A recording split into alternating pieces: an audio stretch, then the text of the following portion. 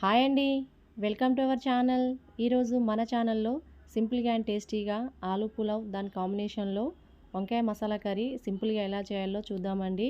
ఎవరైనా చుట్టాలు వచ్చినప్పుడు లేదా స్పెషల్ అకేషన్స్ అప్పుడు ఈ ఆలూ పులావ్ వంకాయ మసాలా కర్రీ చేశారంటే టేస్ట్ అనేది అదిరిపోతుంది. వీడియోకి వెళ్ళే ముందు మన ఛానల్ని లైక్ చేయండి, షేర్ చేయండి, సబ్స్క్రైబ్ చేయండి. Please support me friends. ఇప్పుడు ఆలూ పులావ్ అనేది ఎలా చేయాలో చూద్దామండి. ఇప్పుడు స్టవ్ మీద ప్యాన్ పెట్టుకొని అందులోకి 1 టేబుల్ స్పూన్ వరకు ఆయిల్ వేసుకోవాలి.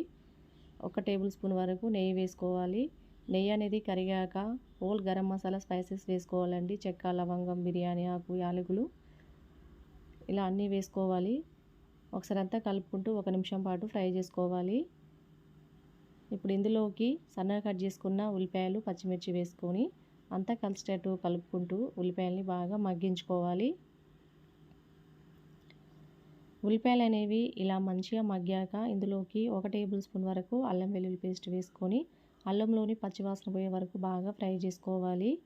ఇప్పుడు ఇందులోకి ఒక టమాటాని ఇలా పెద్ద ముక్కలుగా కట్ చేసి వేసుకోవాలి. 1 స్పూన్ వరకు కారం, 1 స్పూన్ వరకు గరం మసాలా వేసుకొని అంతా కలిసేటట్టు కలుపుకుంటూ టమాటా సాఫ్ట్గా అయ్యేంత వరకు ఉడికించుకోవాలి.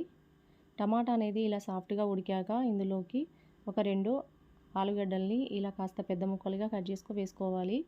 కొంచెం పుదీనా, కొంచెం కొత్తిమీర ఇలా చిన్న ముక్కలుగా కట్ చేసుకొని వేసుకోవాలి. ఒక రెమ్మ కరివేపాకు వేసుకొని అంతా ఒకసారి కలిసేటట్టు కలుపుకుంటూ ఫ్రై చేసుకోవాలి. ఇలా కాస్త ఫ్రై అయ్యాక ఇందులోకి 1 కప్పు వరకు పెరుగు వేసుకోవాలి. పెరుగు కూడా ఇందులో కలిసేటట్టు ఇలా బాగా కలుపుకోవాలి. ఇలా బాగా కలుపుకుంటూ మంచిగా ఫ్రై చేసుకోవాలండి. ఆలు అనేది కాస్త మెత్తబడేంత వరకు ఒక 2-3 నిమిషాల పాటు బాగా ఫ్రై చేసుకోవాలి. ఇలా మంచిగా ఫ్రై అయ్యాక ఇప్పుడు ఇందులోకి 1 గ్లాస్ వరకు బాస్మతి రైస్ను కడిగి వేసుకోవాలి. లేదంటే ఒక అరగంట పాటు నానబెట్టి అయినా వేసుకోవచ్చు అండి. లేదా అప్పటికప్పుడు ఇలా కడిగి అయినా వేసుకోవచ్చు. ఇదంతా కలిసేటట్టు బాగా కలుపుకుంటూ ఒక 2 నిమిషాల పాటు ఫ్రై చేసుకోవాలి. 2 నిమిషాల తర్వాత ఇందులోకి మనం 1 గ్లాస్ రైస్కి 1.5 గ్లాసుల వరకు వాటర్ వేసుకోవాలి. మళ్ళీ ఒకసారి అంతా ఇలా బాగా కలిసేటట్టు కలుపుకోవాలి. ఇప్పుడు ఇందులోకి టేస్ట్ తగ్గట్టు సాల్ట్ వేసుకొని సాల్ట్ అనేది ఇందులో కలిసేటట్టు మళ్ళీ ఒకసారి ఇలా బాగా కలుపుకోవాలి. ఇప్పుడు మంటని హై ఫ్లేమ్లో పెట్టుకొని దగ్గరికి అయ్యేంత వరకు ఉడికించుకోవాలి. ఇలా ఉడకడం స్టార్ట్ అయ్యాక ఇందులోకి 1/2 కప్పు వరకు బఠానీలు వేసుకోవాలి. పచ్చి బఠానీలు వేసుకున్నట్టయితే మీరు ఉల్లిపాయలు ఫ్రై చేసుకున్న టైంలో వేసుకోండి. నేను ఫ్రోజన్ బఠానీ వేస్తున్నాను. ఇప్పుడు మళ్ళీ ఒకసారి అంతా కలిసేటట్టు కలుపుకొని మూత పెట్టి మంటని సిమ్లో పెట్టుకొని ఉడకనివ్వాలి. ఇలా ఉడికాక ఈ టైంలో స్టవ్ ఆఫ్ చేసుకోవాలి. మన ఆలూ రైస్ అనేది రెడీ అండి. ఇప్పుడు దీని కాంబినేషన్లో వంకాయ మసాలా కర్రీ అనేది ఎలా చేయాలో చూద్దామండి. ఈ ఆలు వంకాయ మసాలా కర్రీ కాంబినేషన్ అనేది సూపర్గా ఉంటుంది. ఇప్పుడు స్టవ్ మీద ఒక ప్యాన్ పెట్టుకొని అందులోకి 2 టేబుల్ స్పూన్ల వరకు పల్లీలు వేసుకోవాలి. ఇప్పుడు ఒకసారి అంతా బాగా కలుపుకుంటూ పల్లీలను ఒక 2 నిమిషాల పాటు ఫ్రై చేసుకోవాలి.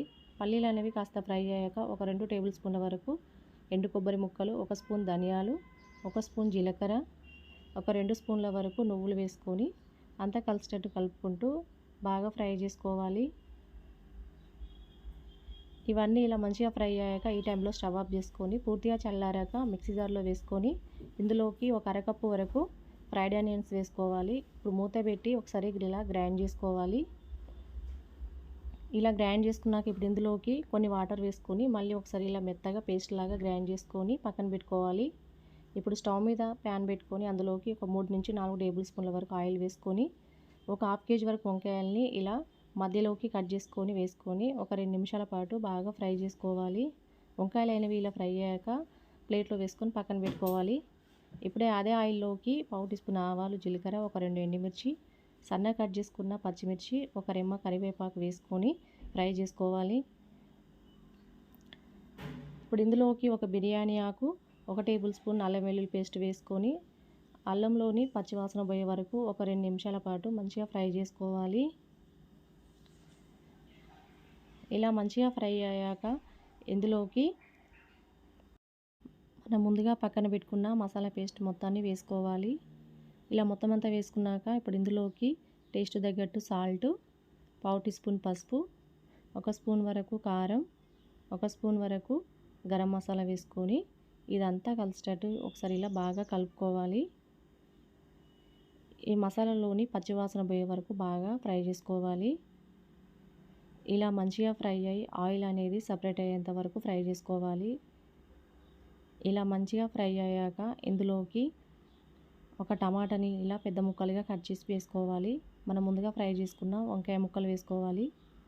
1 గ్లాస్ వరకు వాటర్ వేసుకోవాలి. ఒక నిమ్మకాయ సైజ్ అంత చింతపండు రసాన్ని తీసుకొని వేసుకోవాలి. అంతా మళ్ళీ ఒకసారి ఇలా కలిసేటట్టు బాగా కలుపుకోవాలి.